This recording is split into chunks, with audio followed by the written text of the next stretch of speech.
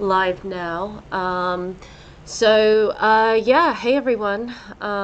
So we're here to to do our weekly watch party for Insecure.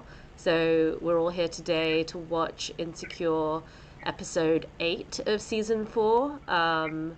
And, you know, we are just, oh, I guess I should say as well who we are, because I always forget that part. So we're Glow Up Games.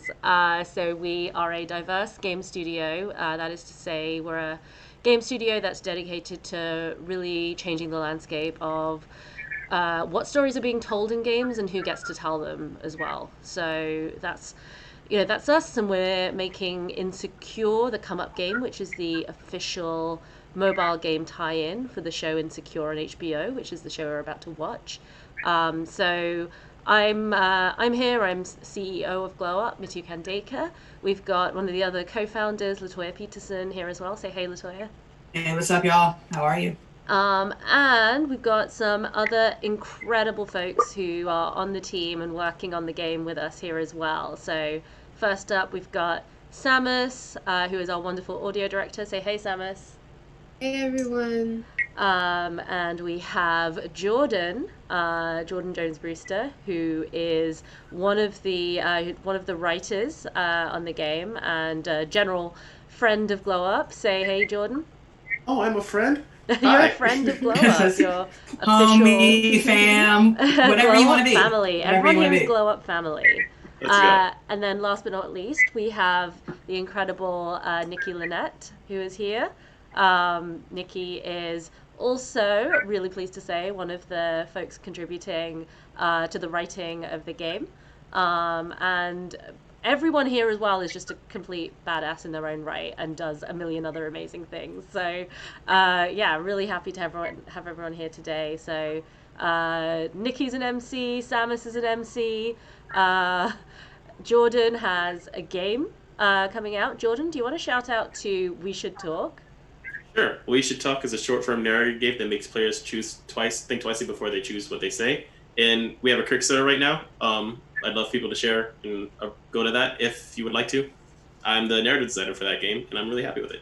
Nice. Yeah. So yeah, I guess we're all here today, and honestly, I think in the spirit of just being honest about shit today, we before we came on, we had a discussion about whether we're all feeling like we wanted to sort of do this watch party this week or not. But I think we all decided to come together and create space for celebrating this incredible show about about blackness, about black stories, black creators, and also just as people of color ourselves, just wanting to get together and just have a space that's ours, which I think is important right now. So thank you, everybody. I'm so grateful to everyone for coming through and joining. Um, so yeah. Um, all right. So I guess we will talk about Insecure. That's what we're here to do. Um, so yeah, I guess we've got a few minutes just until the episode starts. So there's a lot we can expect of Issa and Lawrence, I guess, today. That's like the main thing, it seems. Yeah, I feel like I'm sick of Lawrence. Um Starting that's out, cat. that's where I'm at. Damn. um and I just want to kind of go back and say that it is really nice to see all of your faces. I know it's been really difficult for all of us in our respective spaces, and I was really just up and down wavering as far as like, oh, can I do this right now? And I'm just very grateful to have this community. So thank you for holding this space. We really need it. And I'm just happy to be a part of this team. It's giving me joy. So yeah, Lawrence can go to hell, but I love all of you. We love you too, Samus, and I love everyone here. Just thank you, everyone, for I see you. I appreciate you all. Lawrence is trash, but this team is a treasure. I think we should just continue this theme for the rest of the night. I love y'all for all the Lawrence slander. Like it gives me joy because I too am over Lawrence. I too. It's so beautiful. What was everyone's? What was your breaking point? Damn. When did you fall out of love with Lawrence? That's the question. It's like the reverse of brown sugar. That did it for me. When he became a bust down, I was over it. Like, really, this is what you do? Like, I'm sorry. I shoot from the hip. I wasn't. I stopped respecting him. Like, this is what you do. Like you. It's like he's getting his character saw no culpability in the situation whatsoever. I don't know. That did it for me. So. Lawrence is always that person trying to wait for his mixtape to blow up to me. Oh. His mixtape being woo woo. So Wow. that was always. It's always been downhill for me. That was so funny. Wow. Yes. I think I was cool until, like, cool. Never like, oh my God, I want them to be together. Oh, I really need them to not figure their things out. Until he messaged her when things were going wrong with Condola. I think that for me was like, oh, this is next level fuckboy shit. Like, that's behavior that I cannot condone. Like, you're using this person to get past your situation with this other person. I saw that coming though. That's too much for me. But that also feels like everybody's MO on the show, though. It really does feel like everybody's MO. Like, Yeah, I that's need true. to use this other person to get me to the next level of where I'm trying to go. And That's that's true. that's not what it is. That's Like, actually, that's a really good point, though. I mean, like the I user, really love the idea looking of at the user. Lawrence, but yeah, there's always this user thread through it. And like I said, I love looking at Lawrence, but I'm really hoping that this episode is really just a reckoning. What's about to happen? Are we moving on? Or are y'all getting back together? Because at this point, everybody's just been swirling for a while. Let's move on. If Nathan's it, let's bring Nathan in. Just keep the shit. They ain't gone back to Dro. Dro's been out. They ain't gone back to the other guys. They've all been pushed to the side. So let's see what happens. Yeah. I feel like I continue to be the only Lawrence apologist. I'm like, he didn't do anything wrong. He was just, trying to make his business work. That shirt last time I've was been wrong. there. That shirt was wrong. Ooh. Okay, that shirt was That shirt was wrong. Oh. I can forgive a lot of things, but I'm anti-fuckboy behavior. Like, Yes. anti-fuckboy. See, but he wasn't. Yeah, I mean, he displayed fuckboy behavior after he broke up with Issa, but before that, some would say that him living on himself all that time and not contributing was fuckboy behavior as well. well, that's Like, true. He was depressed. He was depressed. I don't think they acknowledged that Yeah. clearly, but he was oppressed. He was oppressed. I mean, I feel like there's evolutions of characters. And I feel like they're just like a lot of folks are just stuck at this moment, right? I feel like season 2 Lawrence was a lot easier to root for, even when he was making mistakes, than like the I'm not taking responsibility for jack shit Lawrence of 3 and like the very passive Lawrence of 4. Because Lawrence is really like, even like before, like remember he just rolled up on you to like, bitch, we gonna talk, and now all of a sudden he's like, how are you feeling? True. And I'm like, Yeah. What are we doing here?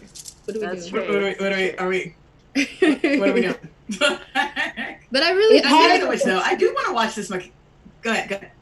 It's hard no. to like hate him, but I do want to see where this goes. True. I know. I'm just being mean to Lawrence. Nothing wrong with it. I support it. It's fun. It's real fun. It's not supporting. I was gonna say I am actually really looking forward to Michaela Cohen's show. Yeah, I was Like, just about really to say do wanna that. Watch. I Will Yeah. Destroy You.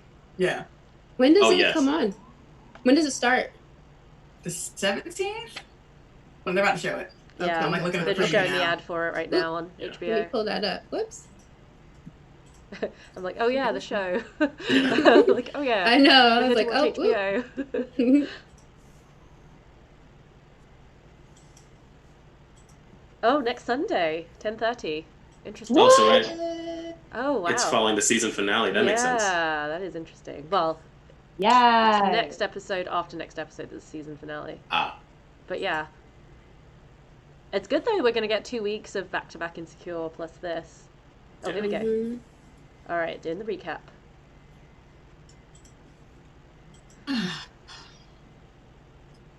Also, props to Nathan for being out on the front lines. What's his real name? Kendrick? Props to that actor for being out on the front lines of LA, getting voted, Yeah. talking about this is some bullshit. He's out Appreciate. Yeah. Again, stopping all the way back up. Mm.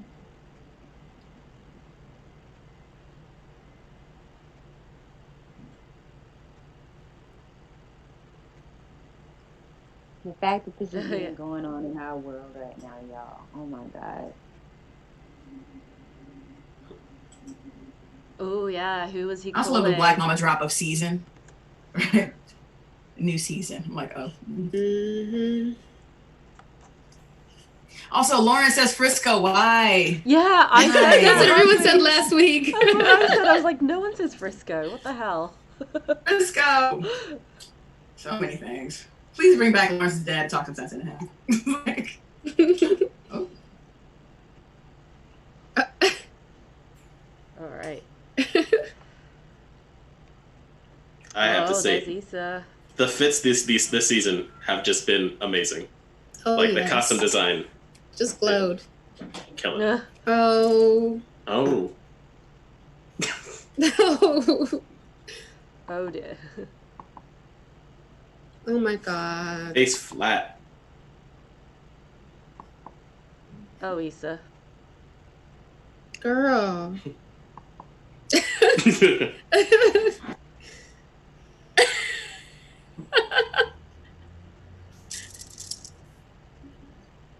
Lord.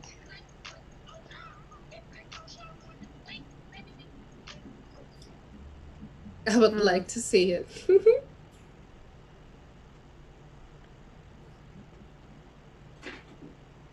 Mhm. So Sugar Gamers is in the chat. Hey Keisha. She's asking, how has this season made you feel in comparison to others? I've been loving this season actually because I like the focus on Molly, a character who I never really cared for, and seeing her struggle and her recognizing who she's being to other people as of last episode.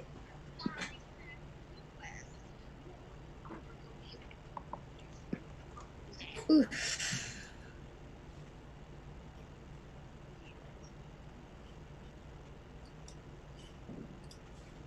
She did do that shit. Well done, Issa. Mhm. Okay, here we go. Mm.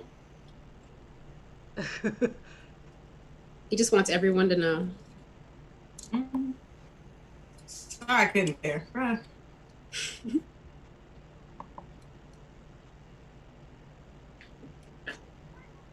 Before you plan on moving. Oh wow. Okay. Wait a minute. Wait a minute, Lauren. You know this language. Wait a minute. Come on, man. Right. Just took a few meetings, seeing what's out there. But Is this real jobs or is he informational? What are we doing, Lawrence? What are we doing? He still works for that tech company though, right? As far as we know. Ooh. Oh yeah, she was awkward I know as this feeling hell. too.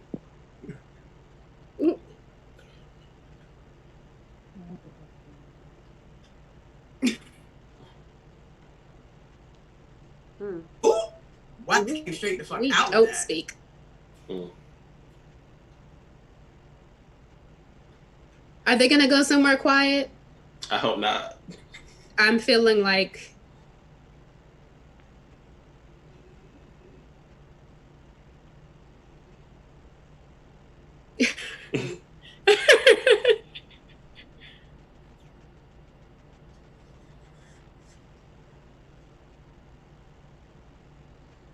Wow. Wow. See? Nope. This is what happens when you.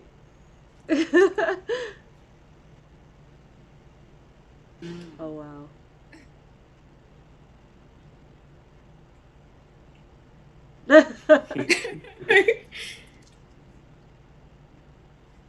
Ooh.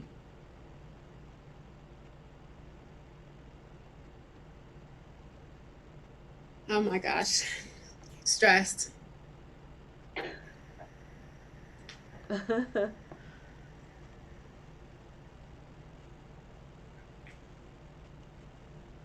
We always wanted to try.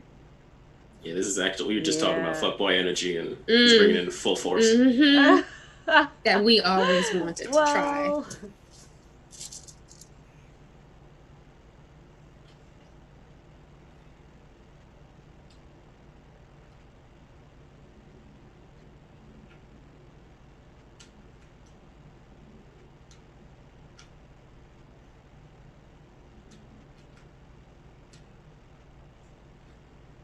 Wow. You know, it hurts because they have beautiful chemistry, I think. My gosh, this is like too much. Ooh, some Frank Ocean. Frank Ocean always leads to mistakes. It's guaranteed.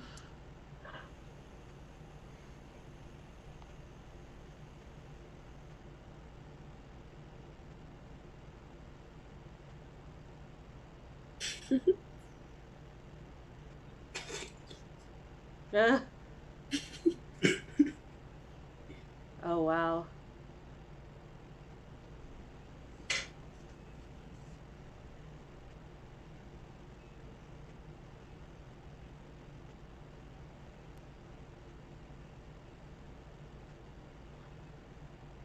Oh dear. Oh no, Lisa, no. Wow. Oh,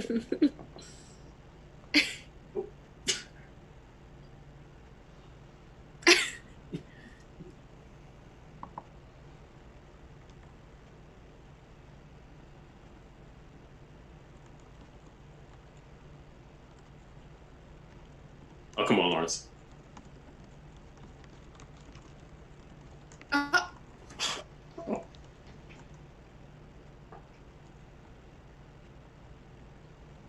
Mm-mm. All right.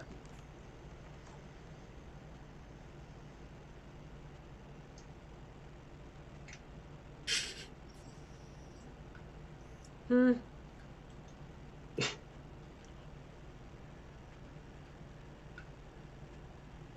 That's really weird of him to assume she wouldn't have been here Yeah. in all the Right. time they've been broken up. How could you, right? Like her life stayed still. Yeah. I mean, to him it did. To him it did.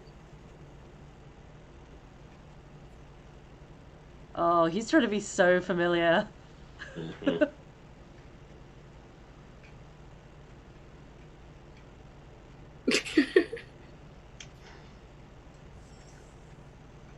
Oh no.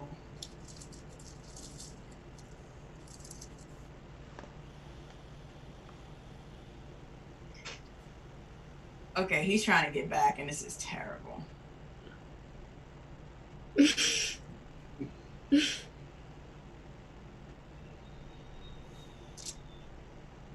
Hmm.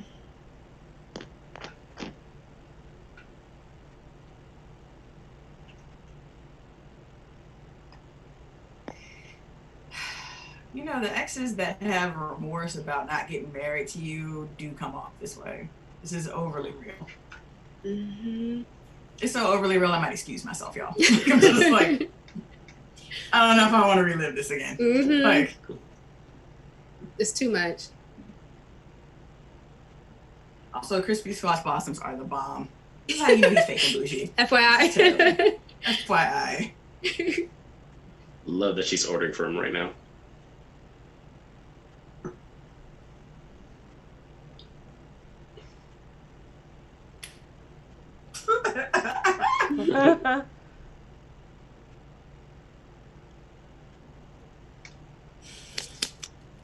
Ooh. Here it is. What's in us? Oh boy.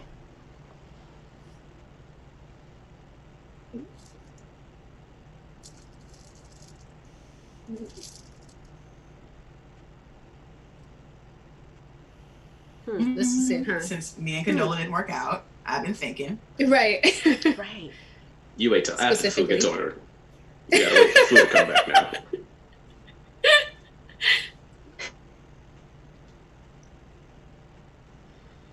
I'm just gonna throw up that Tyra gif and be like, I was rooting for you. We were all rooting for you. Don't do this. Don't do this tired ass shit.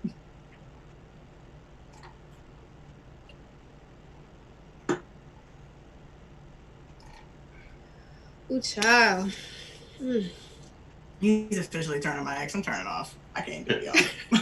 I'm just gonna sign off. No, this is a lot. It's a lot. This is not what I was hoping for.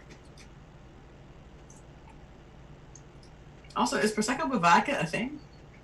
Am I just old? I just feel old. I'm old, More man. I've importantly, been right. off the market for 14 years. I got a kid. I don't know. Vodka What are the youths drinking now, you Mitsu? What are the youths doing? Well, I'm drinking a rosé. Same, girl. Same. I mean, like, you can't tell no more, but Yeah. it's good. It's good. It's that $5 Target vintage, by the way. This conversation is so fascinating. Is this the They first never time they've had that mentioned? conversation. Wow. Wow. They've never said. They haven't said Daniel's name for a season and a half. See, they never fucking talked about what went wrong. Wow. This is intense.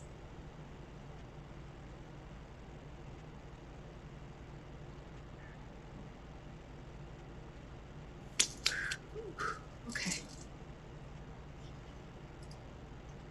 Too real. Too real. This is Damn, a Issa. lot. Yeah.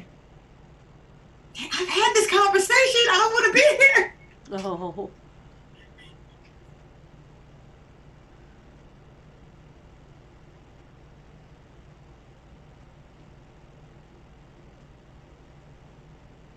Oh.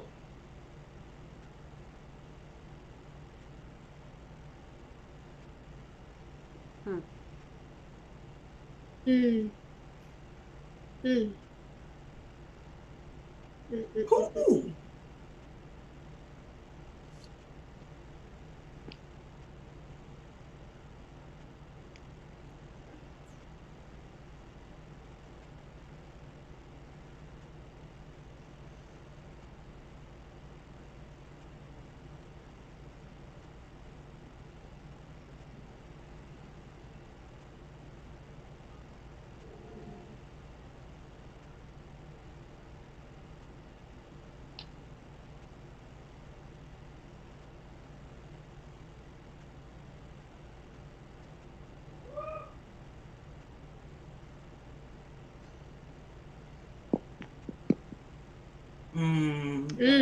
This is too much. Said it.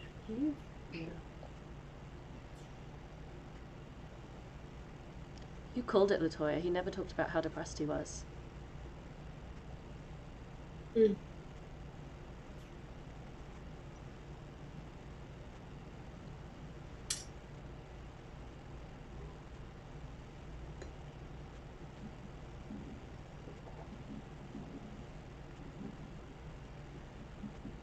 Hmm.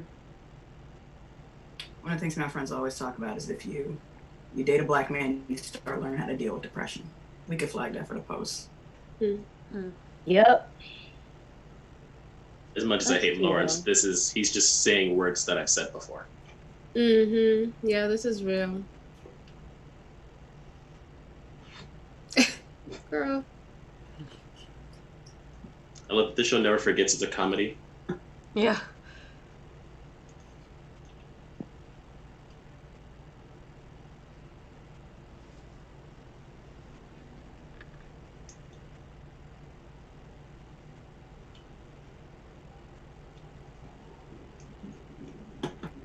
Mm. To be fair, I've been at that waitress when you come back and the date has gone wrong. There's nothing you can really say in that situation. There's nothing you can say.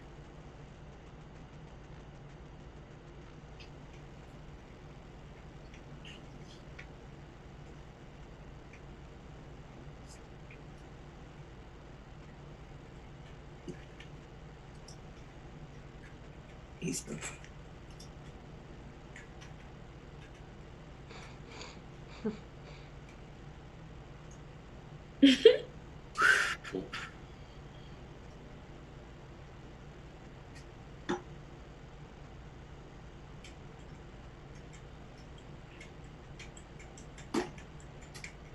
Why do you have to grow in a moment?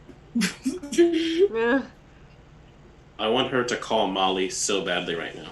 Please get some Yeah. consultation. Get some consultation. There's going to be a reason she's gone to the bathroom. It's not going to be, oh no, wait, it's not Condola texting him, is it? It's definitely Condola. Oh boy, it has of course to be. it It is. has to be. Oh boy. So he already has plans with her for something. Yeah. That's okay, because I missed her. Oh, what is he doing? I was really happy about that for a second. You see, with my a fuckboy Lawrence always has all of the words at first. Oh, but he. Oh, we'll talk about it after. Just using people to work through his shit. There was a moment before the scene switched where he smirked right before he took his drink. I want to know what that means. Oh, Maybe the fuckboy. TSA Bay.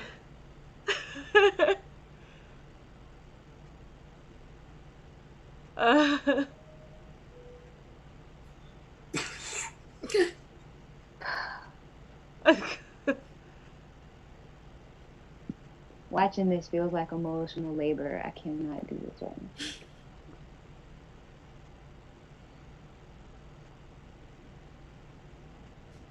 Oh no.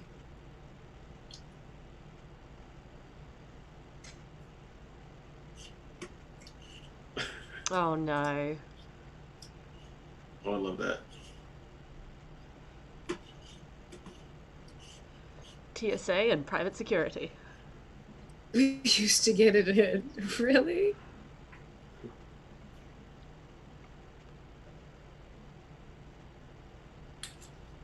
Don't be that. Of course he's gonna be that guy.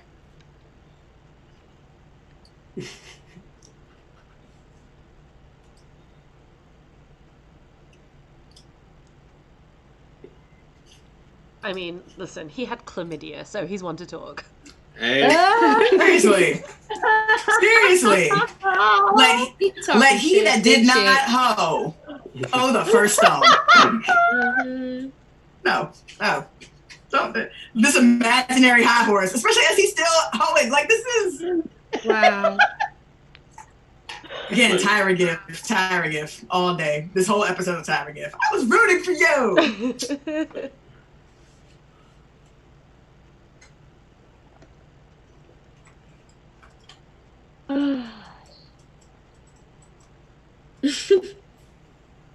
Ooh. Messy.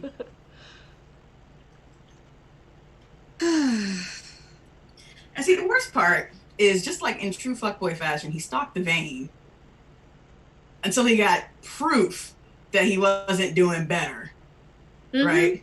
And then was like, all right, let me go back off. Okay, all right, right. Right. Were you fine without me? No, you weren't. Never mind. Let me just continue back on my life.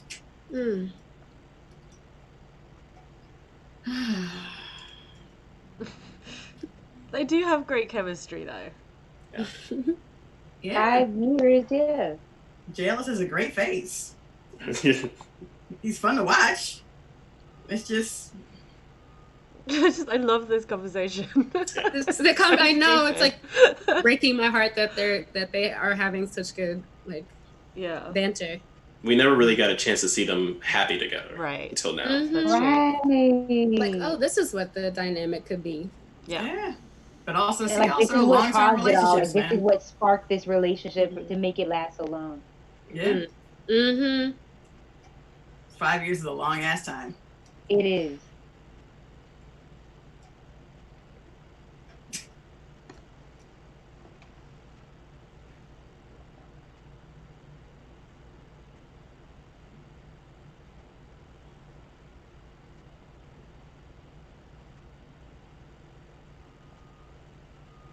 Creating a new life for myself after depression wasn't easy.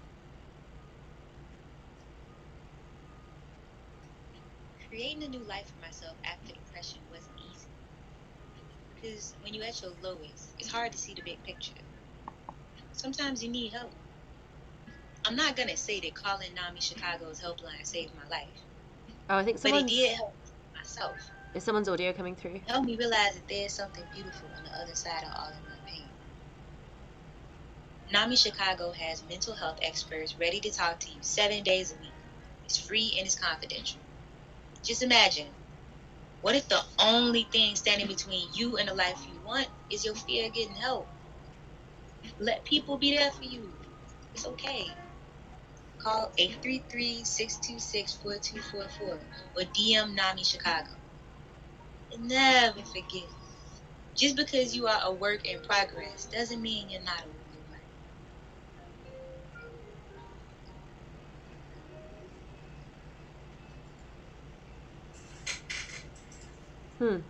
Did they ever say how much she got paid for doing the block party?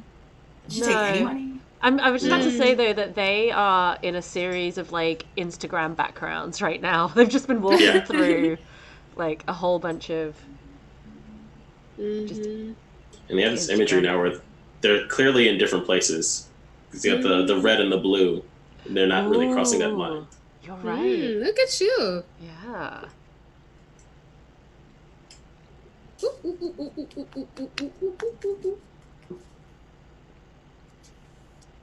Oh.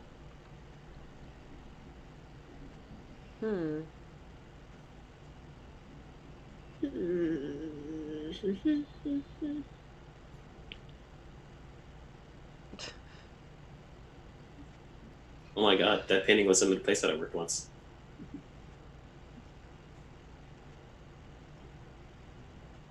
This episode is so fascinating because it's all just conversation between the two of them. We don't have a sense of the asides. Mm-hmm. Or what they're each feeling individually.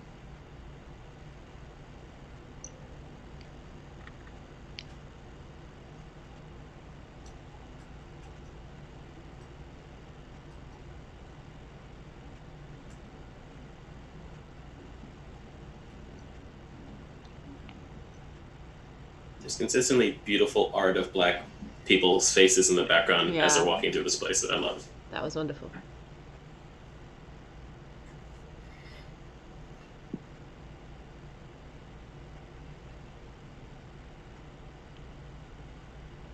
This is a problem.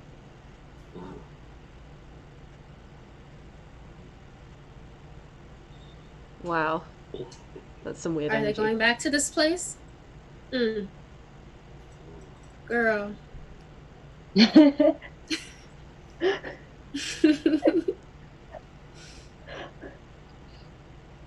Okay. All right, bye.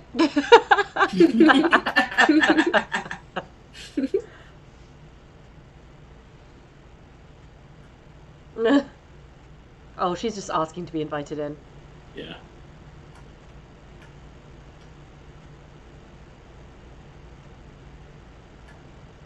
That's a power move. Also, that's a smooth move. Because it's like, oh no, I'm being respectful. I'm letting the Uber driver wait. Ooh.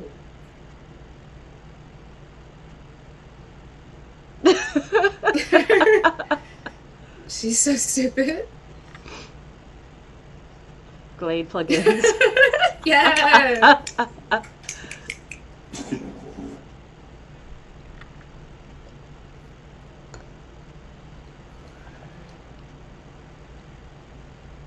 Oh wait, was that their old sofa? Did he take it? Yeah, he took it at the end right before she moved. Oh, I forgot about that. It's another bathroom trip. Right when she feels like things are getting too comfortable with them. Mm-hmm.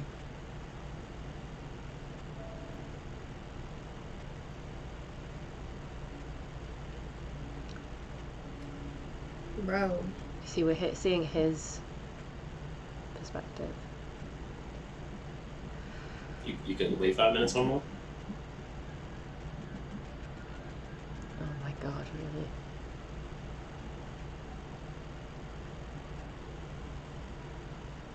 Oh no, I feel She tense. gonna come through?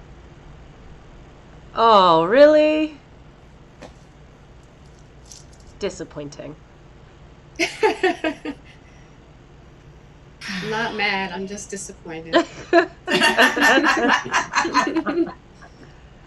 Aren't we all, girl? Mm. Aren't we all? Oh my god! Of course she had. Like, why would he not wait till she's gone? At least. But right, you're that pressed.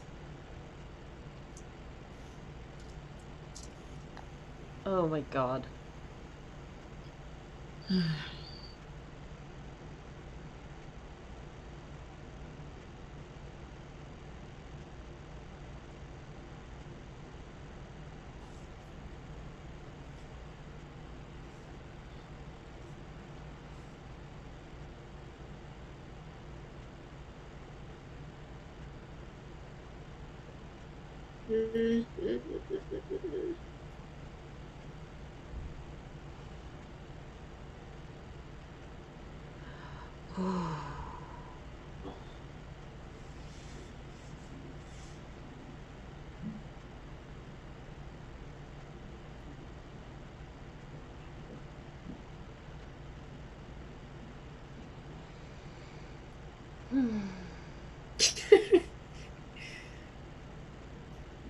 Oh boy.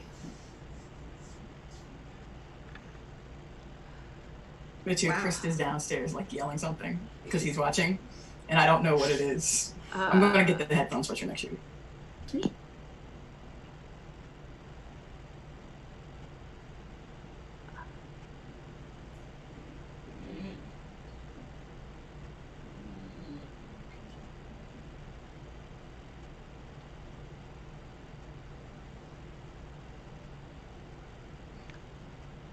Oh.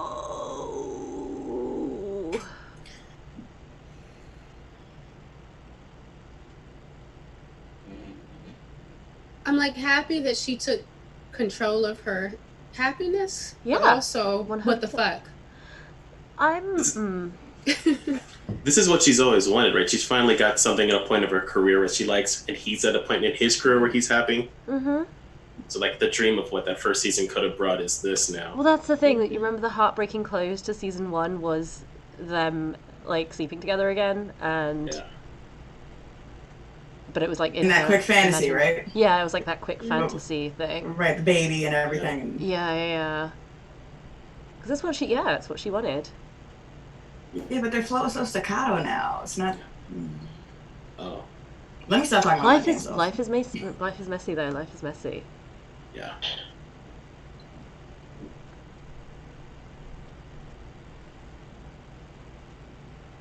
Looks like Molly was great. All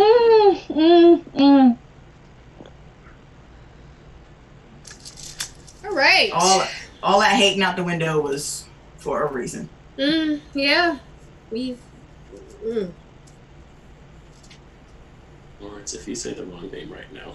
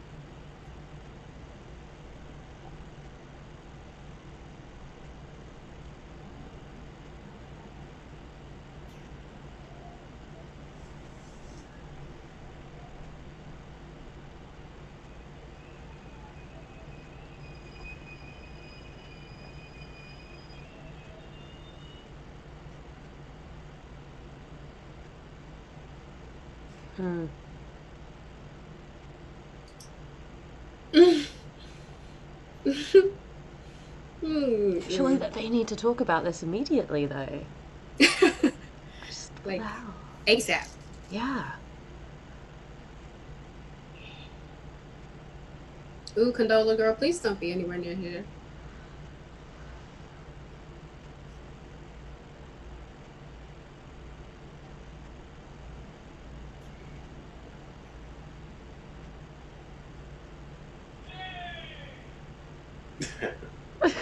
I just heard, was that Chris yelling?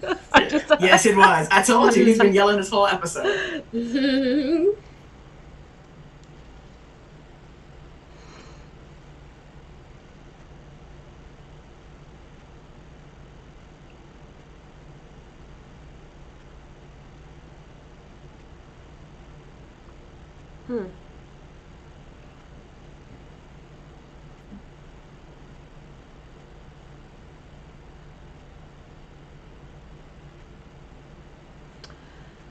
Interesting.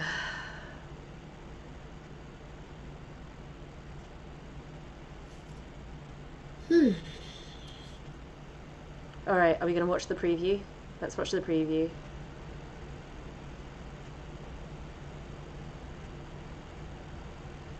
All right. What's this song? Does anyone know? We'll find out shortly. Yeah. Look it up. Yeah. You do remember that street scene, though, right, Mitsu? Where she's walking? Where she was walking? When she cut through the arcade? Oh, yeah.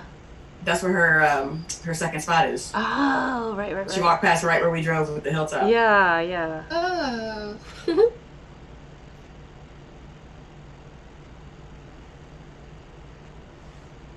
I'm not sure how I feel. There's room for that to be a catastrophe.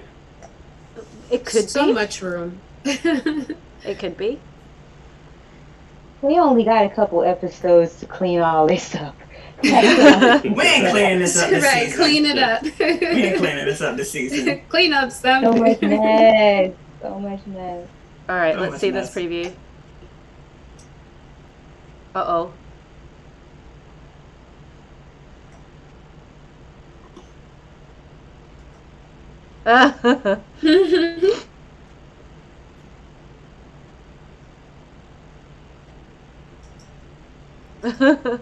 True.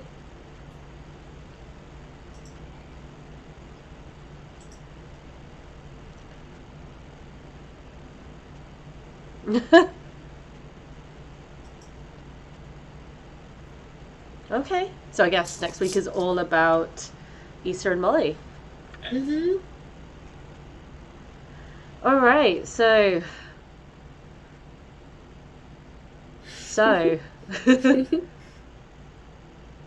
what do we think? So go ahead, Jordan. I think this is something that needed to happen in the show. After last season, when Lawrence kept coming back and kept existing again, it was they need to have some type of closure conversation that we acknowledge that they never had. Yeah. And Oh no, I think we lost you, Jordan. Oh, Oh. gross. Oh. He was about to say something deep. and it's only with Molly to come afterwards. Can we hear me? Yeah, Yes, we sir. lost you. Okay, repeat that sentiment because it sounded like it was some knowledge. Go ahead. I was saying it's important that Molly and her conversation has to happen next because for all the things that Molly says Issa is messy about, Molly's kind of in one of her messy periods herself, but this is the first time Issa's truly taking control out of every aspect of her life Yeah. in their you're right. relationship that we've seen so far. Yeah. And it seems as if Issa is the one who initiated in the preview this meeting up with Molly and stuff. We're showing like a new Issa that she keeps saying there's a new her that we get to see, and while everyone for the first time is playing catch up to her. Yeah. I think that's absolutely right.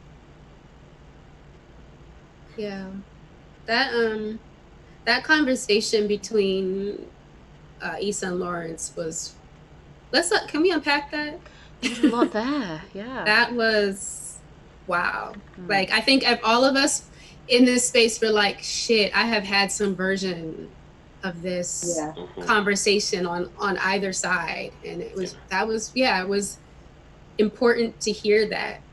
I think just the things that are unsaid and like the burdens that so many of us carry in our relationships and don't feel the freedom or comfort to share, maybe not even because of the other person, you know, like I think that was really, we were ragging on Lawrence before, but in that moment I was like, damn. Yeah. Like he was, Mitsu, like you were saying, he was holding a lot. He was carrying a lot, and it hurt Issa, but it doesn't invalidate, the pain of his experience. Yeah. Yeah, that was a very real conversation, and I think it's I think like you were saying, Latoya, before, like he was clearly depressed that time that they were together, and there were never words for it, and it's not even that he said he was depressed this time around either, but that's kind of that's implied in the fact that he was talking about the place he was in and saying like, oh, seeing you go to work reminded me that I didn't have anywhere to go, and I recognize relationships like that.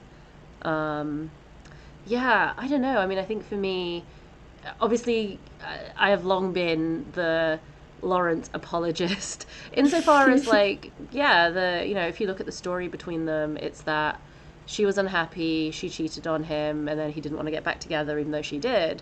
Like that's what it is on one level. On another level, it's that like he wasn't meeting her needs for a very, very long time, and then afterwards he denied getting back together, didn't want to do the self-examination and work, and then did some fuckboy shit in his other interactions afterwards. And I think both of those things can be true at the same time, right? Like those are both realities that exist together. And I mean, I think at the end of the day, it's really nice to see that Issa, as you said, Samus, took the situation into her own hands and was true to the thing that she wanted. So, yeah. I think this was Lauren's best moment. Oh, sorry. Go on. It just made me think about. It just made me think about how different stuff will be in life if we have those conversations early and do that emotional labor, like at the time when it really is impactful. Like how different the outcome of circumstances would be. That's the truth. I mean, I think even, I don't know, I think about, I feel like I'm the type of person who will meditate for a very long time about an interaction or like a text or an email, and like it grows every day. Like the more I avoid sending the thing or speaking the thing, it takes up more and more space in my life and in my head. And so the idea of just, hey baby, Gavin says hi. Hey cutie pie. But I think Nikki's so correct in saying like, wow, what if they had sat down one day and spoken these things? Really spoken these things. What, how beautiful and where could their relationship be? Because it continues to grow and grow and grow and take up more space with each day. It's an interesting thing that you said that and not to talk too much about what I'm doing, but like as I'm watching this episode, like literally the last couple of days I've been writing like a talk about like representing anxiety and intimacy in a game, and like the conversation that they had was the epitome of a conversation that I wrote for my game We Should Talk, based off of a thing that happened in my experience. Where in this episode, I personally think this episode was Lawrence's best moments as a character. Faults and for his vulnerabilities that he let out, because it's the first time he actually lays it out on the table, and he's still Lawrence in that he's still making really bad decisions the entire way. And he can't help himself, but he is also letting himself be vulnerable and unsure of what he wants, which is like what everybody else in the show is. But for so long he pretends that, or rather convinces himself that he knows what he wants and he knows what he's looking for. And for the first time, he's just like, I actually don't know. I think the brilliance of this show is the fact that it always kind of alludes back to the name of this show is Insecure. Yeah. And in this instance, we get to see a depiction of the very real insecurity that a lot of Black men have around vulnerability. When we think about the word vulnerability, I think that we forget that vulnerability doesn't mean the same thing to everybody. and for a lot of Black men is very much considered a weakness. And so it was easier for him to go out there and buzz down and sleep around and go through all this drama than to address and unpack his very real emotions. I think that's the brilliance of this show. Even where about like how you mentioned how it always goes back to this comedic moment. Like there's room for that levity when you are in a space of insecurity because it's never direct. You know what I mean? Yeah. Like Nikki, one of the things that I kept thinking watching the episode was that like Lawrence seemed kind of emotionally shell shocked. Like, you know, in truth, he had moved on. Physically, he moved on. He was dating other people. He was doing a bunch of other stuff. But he never actually went past that moment of figuring out, like, what was wrong and what was going on. It was betrayal trauma.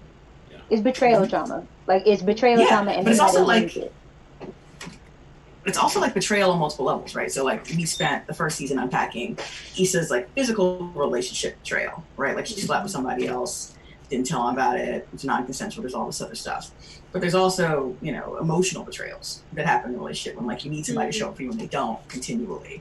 Like, you know, one of the things that we tend to forget, especially post season 2, Glowed Up Lawrence, is that one of the first scenes we see him, like I didn't even remember this until we went back and reread the script, right, Jordan, in terms of like looking at the first episode. And all of a sudden it was like, oh, I forgot your birthday, but I'll get you back later, babe. Like it was like, Lawrence was a super scrub when he was sitting there. And again, like if you dated somebody that's been depressed, you know, like that is the sign. They're not moving forward. It's not happening in so many different ways. And so like Lawrence coming back to himself in like season 2, season 3, and then trying to figure out what that was, but still wanting that closure. And it seems like he didn't even admit it necessarily to himself, especially not his homeboys. Until like maybe in that moment when he was like, I thought we were working on it.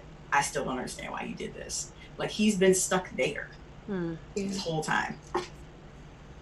Yeah, that was a lot to hear. I think if you had never kind of really given, not given much thought to it, but like really hearing from her for the first time, like what that felt like, what her experience of the relationship was like that was intense. I mean, I'm curious, do y'all feel like he's done the work, or like this? No, right? No. Again, I hate to, like, emotional labor is like a term that like we've started throwing around more and more these days, but like there's this line between like unpacking your shit and acknowledging your shit and then doing the work. And we've not yet seen him do the work. Now that doesn't mean that he won't, but you know, this is just unpacking. This isn't putting it away. Right. Yeah. And one example of that is, you know, whatever shit's going on with Condola at the same time, and his like emotional immaturity around that, right? Like, could you not like wait until she's left, at least, if you're gonna be shady like that? Like, what the I don't know what that was about. That was like, it felt to me like he might have been trying to do that. It felt to me, sorry, it's flying there. It felt to me like oh my God, he tried to do the thing that's man, fuckboy behavior, where he doesn't know where this night with Issa is gonna go.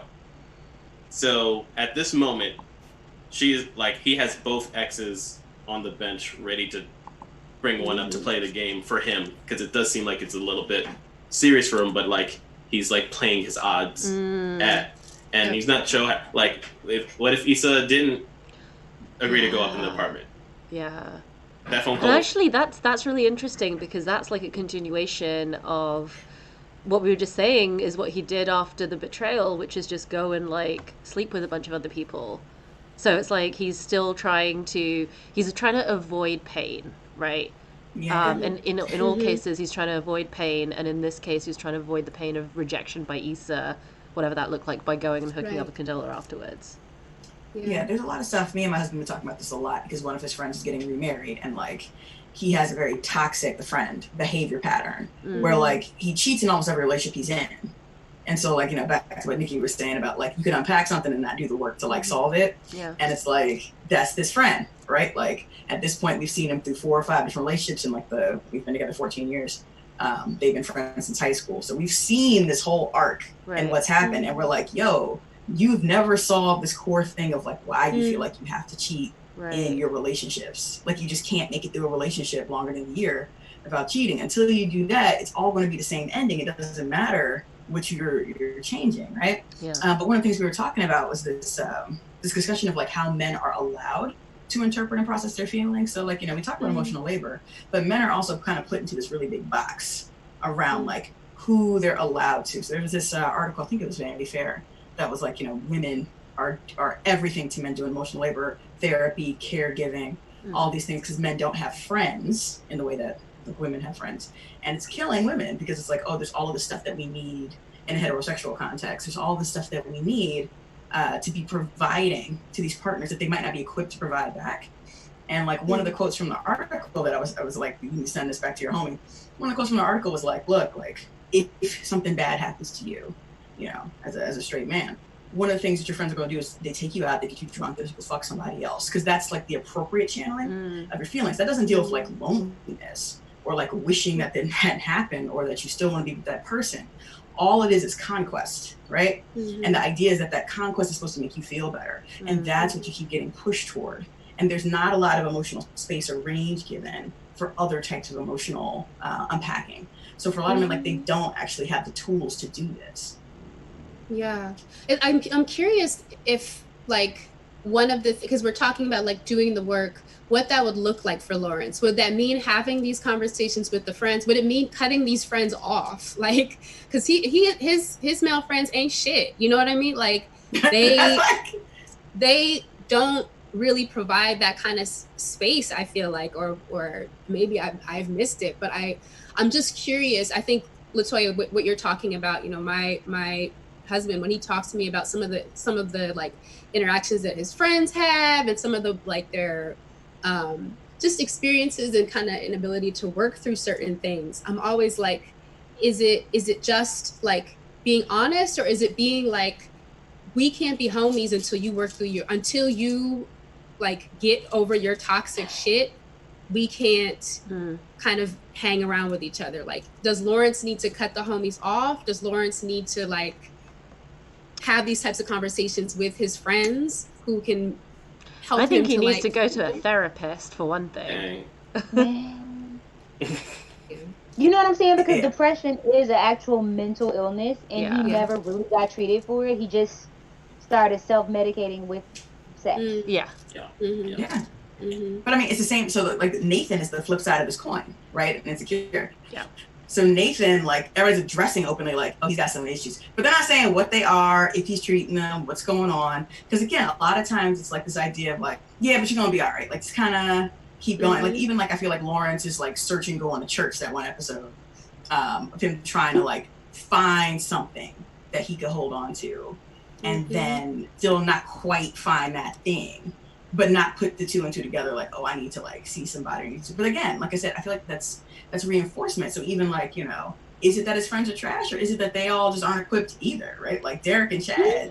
Derek's trying to be in a marriage and trying to show up, and he's got his own shit right now, obviously. Like, we ain't seen Tiffany and Kelly this episode, and God knows what's happening with that baby.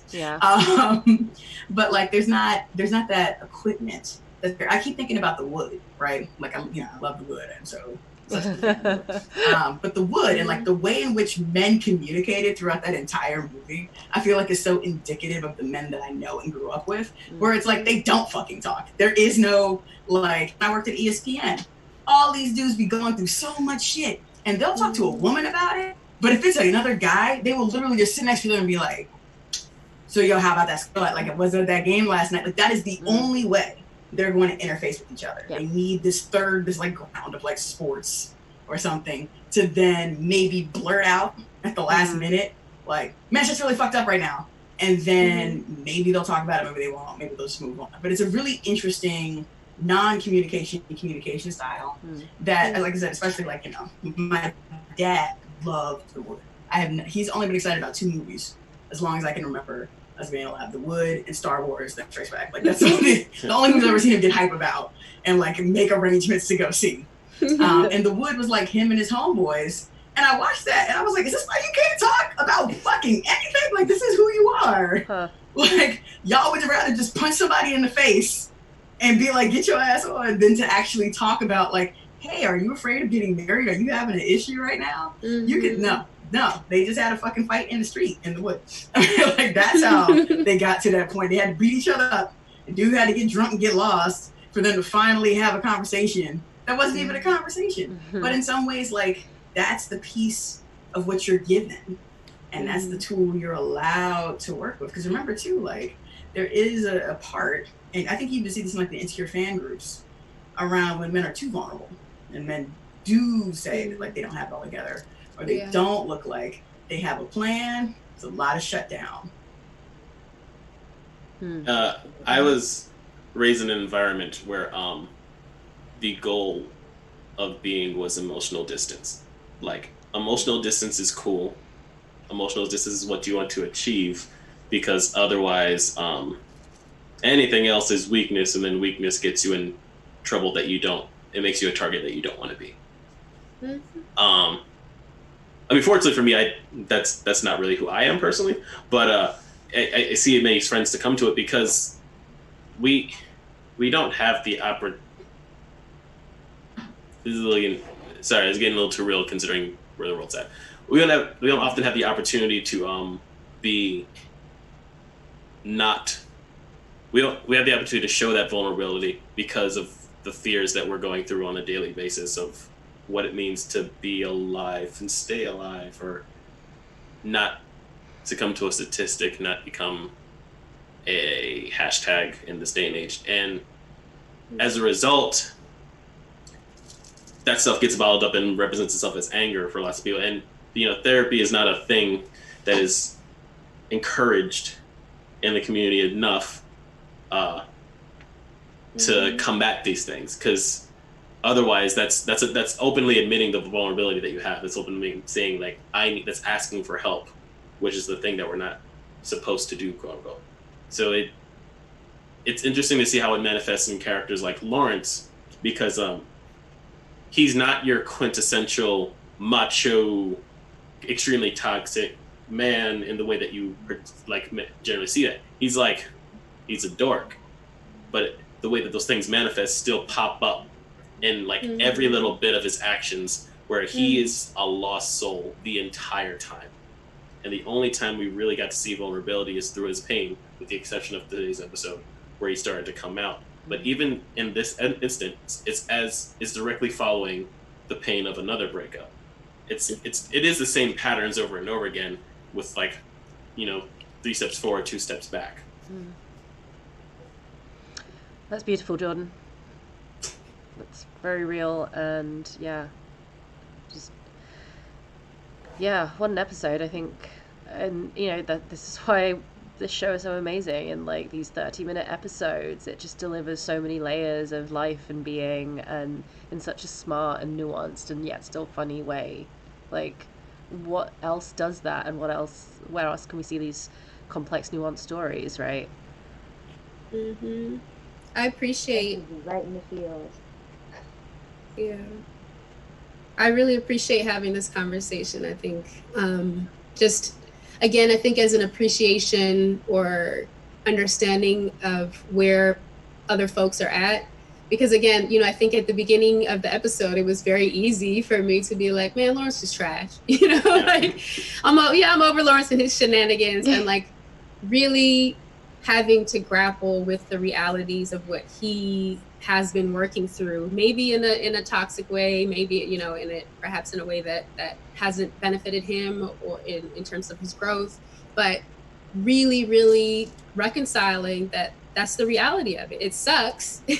It sucks how it unfolded, but like that is the reality of it. And again, I think going back to what Mitsu was saying and Nikki, and actually what everyone said, like the kind of learning to extend that kind of empathy, even when we have our own shit, like, is really, really challenging. And so having this conversation is really nice to me as a reminder that like people are dealing with their own shit in different ways, and we can try to meet people where they're at.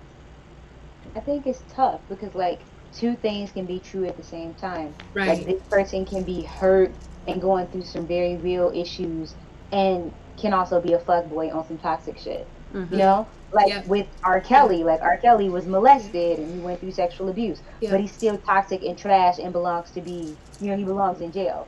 Like, Mhm. and so when dealing with people, I think that operating from a space of compassion and empathy while also maintaining our boundaries to protect ourselves Yeah. from their toxicity, I Mm. think is really important. And then and I think that puts responsibility back on us though to enforce our own boundaries while also operating from a place of empathy. And it's not easy. It's not easy because none of us are saints. None of us are perfect. God, Lord knows I'm not.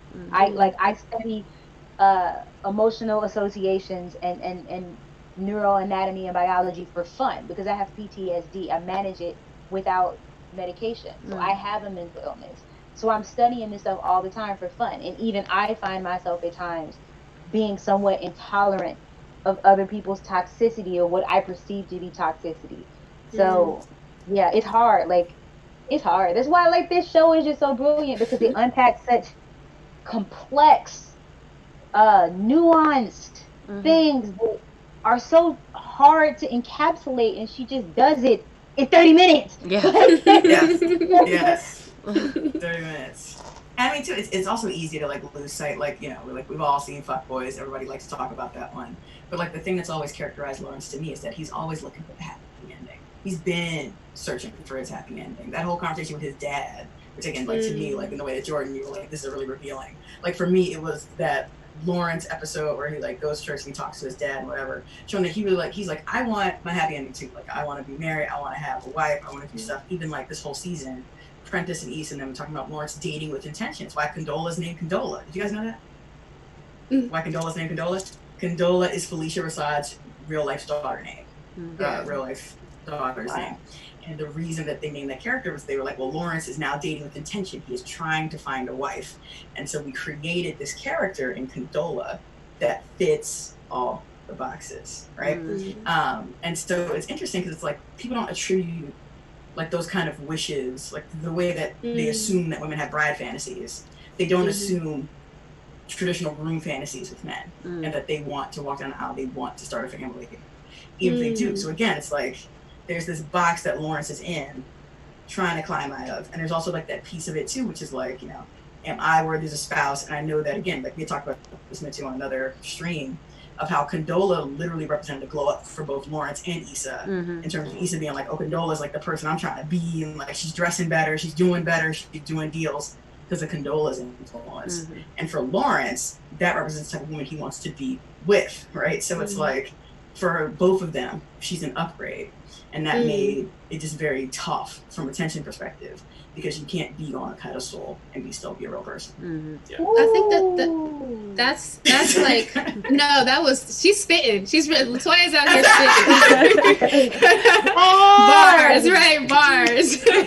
I mean, I think that idea is so the idea of like people as symbols or people as like references to something else, like that's again going back to what Nikki said about the show being called Insecure. Like there's something really important there about unpacking like who a person really is and like what your ideas or expectations for that person are. And I'm so curious as far as like Issa getting with Lawrence, like where she's at with that. Like does he represent something, or is that her being like, this is who he is in the moment and I'm here to receive that, you know, baggage and all, like we're gonna just do our thing? Or is it like this is a symbol of the things that could have been that weren't because we didn't have that conversation? Like I'm still not sure what that means, because I think like we were saying, part of me was like she's owning that this is what she wants to be happy. She's saying, I want this right now. And in part, that's like, okay, Issa, you make decisions for your life, but also, like, what the fuck is happening? Yeah, like, what is the angle of that? It's what she wants, but from what sort of point of view? Is it making up for something that she lost out on, and she's like proving to herself that she could have it? That's like one thing. Or it is, as you say, maybe it's like, we can work on this. I can receive you as a full flawed person. But yeah, we don't know because this episode did not follow Issa off into the bathroom at any point, right? We didn't see what her perspective was at all. So yeah. Oh hi, hi Kitty. Hey, Kitty. Very cool. Oh. Aww. I'm really glad we all got together tonight to watch this together. I think this was it's nice to see all your I feel like faces. I Right? needed this. I Same. needed this. Same. Yo, I spent the entire day getting cussed out by racists because I have a tweet that went viral, like super duper mega viral, about the black cowboy that was riding in the protest downtown Chicago, and like nothing, like so many racists cussing me out. So I spent the day cussing them out too, and like it was like I feel like I needed something like this that like dealt with vulnerability and you know, see people living a good life and kind of just step outside of that to make me feel like an actual human being again. So I'm really glad that I was invited to join today. Thank you, Nikki. Thank you for your insights. Really, Yes. y'all were bars. Just thank you. All right. Well, thank you, everyone. We'll wrap it up there, and hopefully we can get together again next week. And yeah, I guess penultimate episode next week, right, of the season. There's like 2 more to go. Wow. All right. Thank you for joining, everybody. And we will see you next time. Jordan, do you want to give one more shout out to your game and your Kickstarter? Sure, I'm working on a game called We Should Talk. It's going to be releasing on all major platforms later this summer. And we have a Kickstarter right now. If you look for We Should Talk on Kickstarter, you'll be able to find us. We're trying to we hit our goal of $5,000 in 8 hours, and now we're hitting stretch goals, and I'd love to have people participate. Amazing. Oh, I'm so happy for you. Yeah, We Should Thanks. Talk is incredible, and yeah, you should definitely support it. And of course, please go to insecurethecomeupgame.net, where you can sign up to be notified when the game that Glow Up is working on is coming out. So thanks everyone, and good